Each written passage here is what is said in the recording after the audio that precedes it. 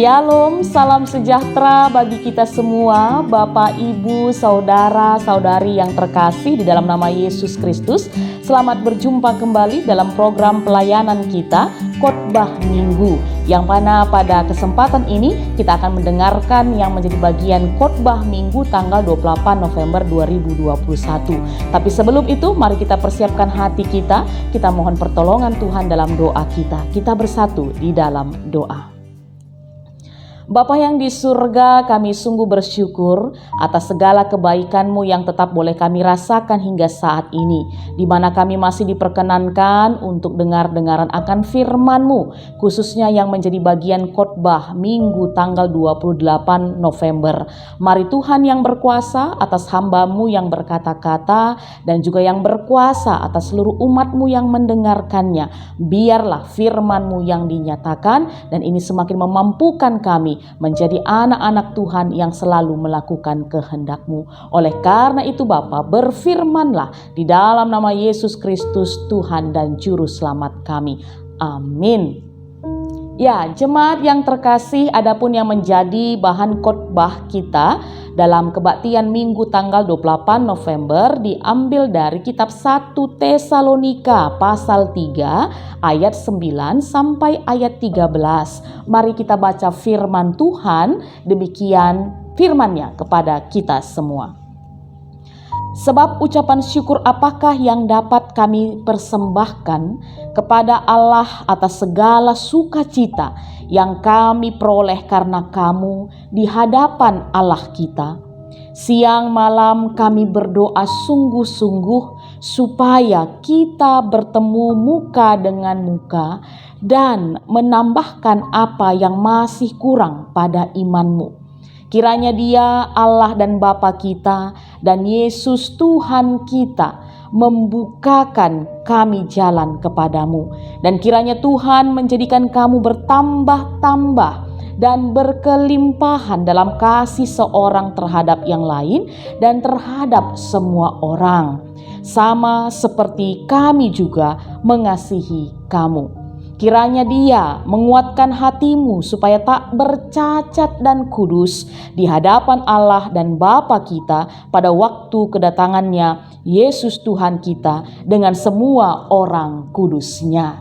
Demikian pembacaan firman Tuhan kita, dan yang menjadi tema kita dalam khotbah minggu ini yaitu menyambut kedatangan Tuhan dalam kekudusan. Menyambut kedatangan Tuhan dalam kekudusan. Ya, Bapak, Ibu, Saudara-saudari yang terkasih di dalam nama Yesus Kristus, kita sungguh berbahagia dan bersyukur karena pada minggu ini kita sudah memasuki tahun baru gerejawi.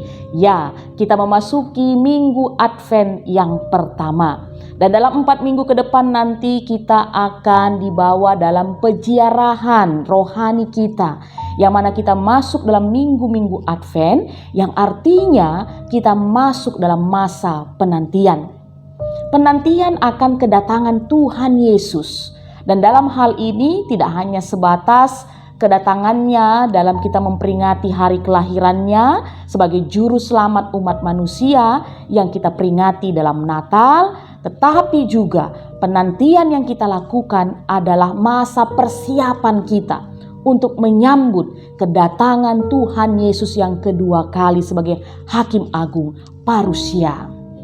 Berbicara tentang penantian, kami rasa kita akan setuju jika kami sampaikan bahwa di sini penantian itu bukan sebuah kata kerja pasif, tapi merupakan kata kerja aktif, yang mana berarti dalam masa-masa penantian itu manusia yang menanti itu tetap melakukan pergerakan, tetap melakukan sesuatu, bukan diam, menunggu pasif, tapi justru melakukan hal-hal yang boleh mendukung dalam masa-masa penantian itu. Dan untuk itu, melalui bahan khotbah kita minggu ini, kita mau belajar, mau menelisik bagaimanakah sikap hidup kita orang percaya dalam masa penantian itu. Baik dalam persiapan kita untuk menyambut kelahiran Tuhan Yesus dan juga penantian kita akan kedatangan Tuhan Yesus yang kedua kali. Ya, Jemaat yang terkasih, bahan khotbah kita yang sudah kita baca tadi, kitab 1 Tesalonika 3 ayat 9 sampai 13. Kalau kita perhatikan secara keseluruhan, secara utuh pasal 3 ini isinya merupakan tentang kabar baik yang dibawa oleh Timotius tentang jemaat Tesalonika kepada Rasul Paulus. Apa kabar baik yang dibawa oleh Timotius? Sehingga kita lihat tadi mulai dari ayat 9 dan sampai ayat 13 yang menjadi teks khotbah kita, ini ungkapan syukur dan juga kepuasan Rasul Paulus ketika dia mendengar berita tentang keberadaan ataupun situasi kondisi jemaat di Tesalonika. Ya, benar sekali.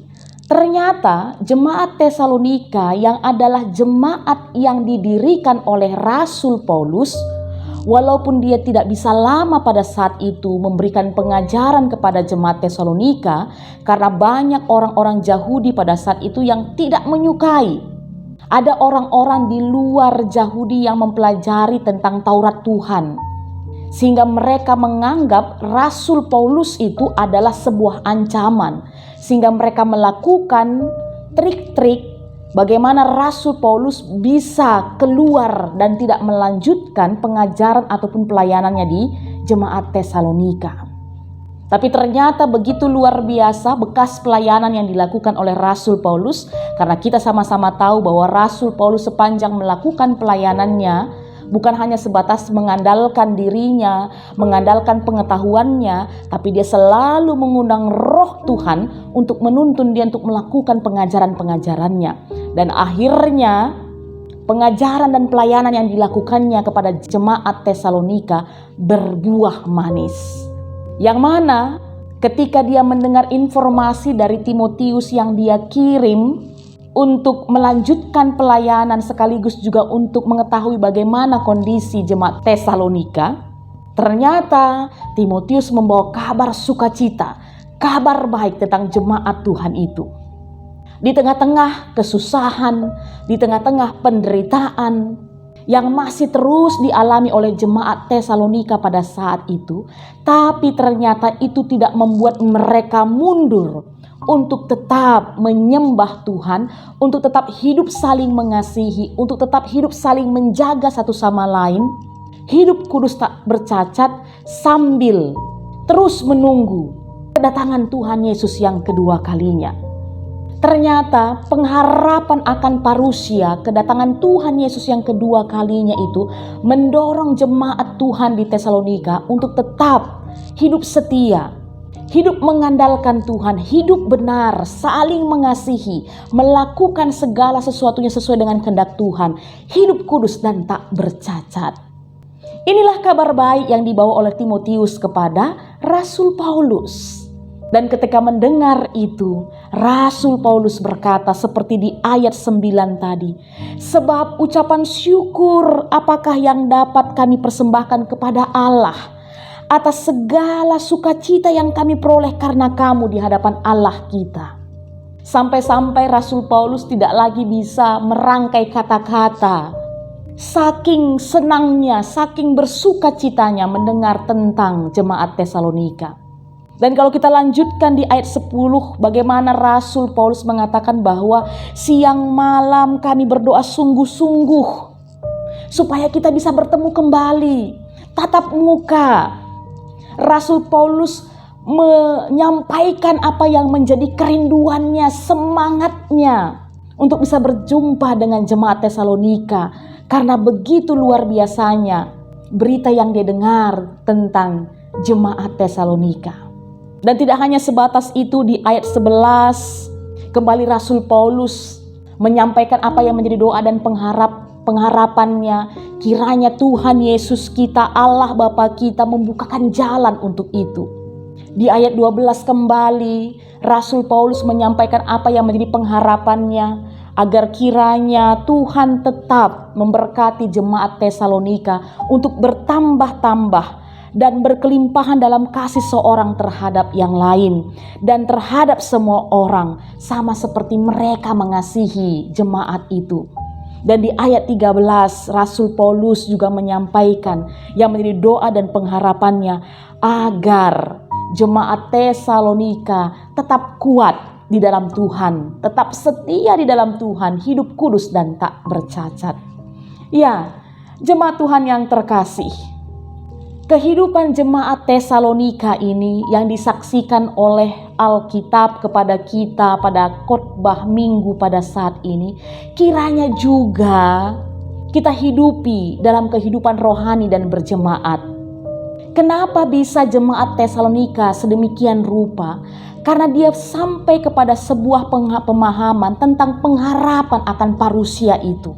Pengharapan akan kedatangan Tuhan Yesus yang kedua kalinya. Itu merupakan sebuah kepastian. Sehingga itu mendorong mereka, meneguhkan mereka untuk tetap berbuat benar, untuk tetap hidup dalam kekudusan walaupun pada saat itu begitu banyak tantangan, begitu banyak kesusahan, begitu banyak penderitaan yang harus mereka hadapi. Tidak berbeda kami rasa dengan jemaat di Tesalonika. Jemaat Kristen pada zaman modern ini, saat ini dalam kehidupan kita juga tidak terlepas dari banyaknya pergumulan-pergumulan. Baik pergumulan secara personal, kehidupan pribadi, lepas pribadi, keluarga. Bisa juga pergumulan secara komunal di tengah-tengah persekutuan kita, gereja kita. Banyak sekali tantangan-tantangan yang bisa kadang-kadang membuat kita terpengaruh ataupun terlena untuk tidak hidup benar, untuk hidup tidak kudus di dalam Tuhan. Apalagi ditambah masa-masa pandemi COVID-19 ini, kami rasa tantangan demi tantangan begitu luar biasa. Kesusahan demi kesusahan begitu luar biasa. Tidak sedikit di antara kita yang kehilangan orang-orang yang kita kasihi karena virus COVID-19. Dan tidak hanya penderitaan secara kesehatan, bisa jadi juga secara ekonomi. Tidak sedikit bisa jadi di antara kita pada saat ini jemaat Tuhan yang harus kehilangan pekerjaan, usaha yang mandek, bangkrut, pemasukan yang berkurang. Belum lagi pergumulan-pergumulan dan kesusahan-kesusahan yang lainnya. Apakah semua itu membuat kita akhirnya jauh dari Tuhan? Akhirnya membuat kita hidup di dalam dosa. Tidak lagi menjaga kekudusan kita. Tidak lagi menjaga supaya kita tidak bercacat di dalam Tuhan. Cacat di sini maksudnya bukan secara fisik. Cacat di sini dalam kehidupan secara rohani. Karena kita kehilangan orang yang kita kasihi, karena kita kehilangan pekerjaan, akhirnya kita bersungut-sungut, menyalahkan Tuhan, menyalahkan keadaan, menyalahkan orang lain. Mulut kita ini tidak henti-hentinya terus melakukan hal-hal yang tidak kudus. Untuk itu firman Tuhan pada hari ini, Bapak, Ibu, Saudara, Saudari yang terkasih dimanapun berada, mengingatkan kita, mengajak kita dalam masa penantian Advent yang pertama. Mari menyambut kedatangan Tuhan kita dalam kekudusan. Mari cek dan recheck kita apa yang perlu kita perbaiki dalam masa-masa penantian ini. Firman Tuhan dalam 1 Petrus 1 ayat 16 katakan, kuduslah kamu sebab Tuhan kudus. Lalu kalau kita lihat juga dalam 1 Petrus 3 ayat 11 sampai 12, apa yang bisa kita lakukan dalam menjaga kekudusan kita? Firman Tuhan berkata bahwa kita harus menjauhi yang jahat dan melakukan yang baik. Kita harus mencari perdamaian dan berusaha untuk mendapatkannya. Sebab mata Tuhan tertuju kepada orang-orang benar dan telinganya kepada permohonan mereka yang minta tolong. Tetapi wajah Tuhan menentang orang-orang yang berbuat jahat.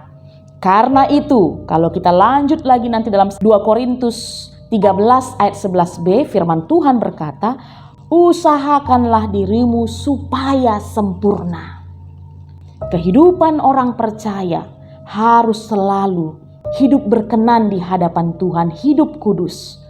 Karena firman Tuhan juga kalau kita dengar dan baca dalam 1 Korintus 6 ayat 19 berkata bahwa tubuh kita adalah bait Roh Kudus. Tubuh kita bukanlah hanya sebatas milik kita, tetapi milik Tuhan kita. Oleh karena itu, Bapak, Ibu, Saudara, Saudari yang terkasih, dalam minggu Advent yang pertama ini, mari jagalah kekudusan hidup kita dengan kita terus mencari tahu apa yang Tuhan inginkan dalam kehidupan kita. Sehingga ketika Tuhan Yesus itu datang untuk kedua kalinya, kita semua sudah siap sedia. Selamat merayakan Minggu Advent. Mari tetap berikan yang terbaik dalam kehidupan kita. Kita berdoa. Bapa yang di surga, kami sungguh bersyukur sudah mendengar firman-Mu dalam Minggu Advent yang pertama. Mari Tuhan kuasai hati, pikiran, dan jiwa kami, sehingga firman-Mu ini boleh kami mengerti dan kami pakaikan dalam kehidupan kami. Di dalam nama Yesus Kristus kami berdoa. Amin. Shalom, selamat beribadah bagi kita semuanya. Tetap jaga kesehatan. Tuhan Yesus memberkati.